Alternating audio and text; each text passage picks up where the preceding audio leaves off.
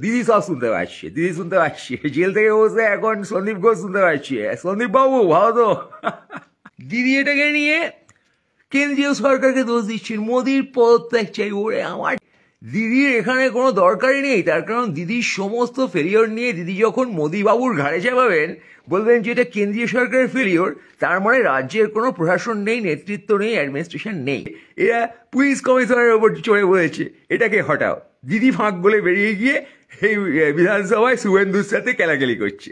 তুমি এসে বলছো ভাই আমি রাজ্য চালাচ্ছি, আমাকে তোমরা ভোট দাও। তাহলে তুমি কি চালাচ্ছ ভাই? দিদিকে আমার বিনীত প্রশ্ন, দিদি শুনতে পাচ্ছেন তো? সব শুনতে পাচ্ছেন? সে বলছে প্রধানমন্ত্রী পদত্যাগ করো। আমাকে পদত্যাগ করতে বলছি?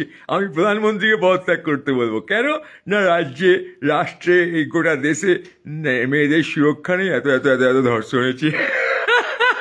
এর থেকে ফানি হাস্যকর অবস্থা হয় না, হাস্যকর। তোমরা ওই ডাক্তার সেজে গিয়ে ওখানে লাইন দেবে, আর গিয়ে সিএম কে সরানোর জায়গায় একবার পুলিশকে সরাবে, একবার সন্দীপ ঘোষ বোকাচোদা পুলিশকে সরানোর জন্য চেল্লাবে, সন্দীপ ঘোষ বোকাচোদা অ্যারেস্ট হলে তোমরা বগল বাজাবে।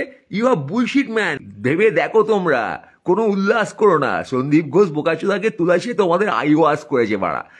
ডাক্তারদের উপর টিয়ার গ্যাস তাই চালানো গেল না, তাই পুলিশের ব্যারিকেড হটাতে হলো। ওখানে ছাত্র হলে, কমনার হলে তাদেরকে পুলিশ লাঠি নিয়ে তেড়ে যেত, ডাক্তারদের কি আর লাঠি নিয়ে তেড়ে যাওয়া যায় না?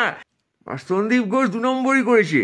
কেস পুরো ঘোরানো হচ্ছে যে সন্দীপ ঘোষ কি 2 নম্বরই করেছে, তার জন্য সে এখানে সাজা পাচ্ছে ইত্যাদি, অ্যারেস্ট হচ্ছে। 2 নম্বরই 4 নম্বরই সবাই করেছে।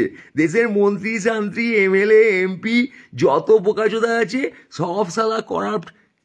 শুভেন্দু বাবু লয়ে যাচ্ছেন, চেষ্টা করছেন যে সিএম হওয়া যায় না? মৌকা মিলে ভাই, মৌকা মিলে, ছোড়না নেই। হ্যাঁ, চেষ্টা করুন। সিম্পলি লাথি মারো, সব সরকারের পদে লাথি মারো। সরকারের পদে লাথিটা জমলে যেদিন মারতে পারবে, ডাক্তার ফাক্তার হয়ে না ভাই, মানুষ মানুষের পাশে থাকো।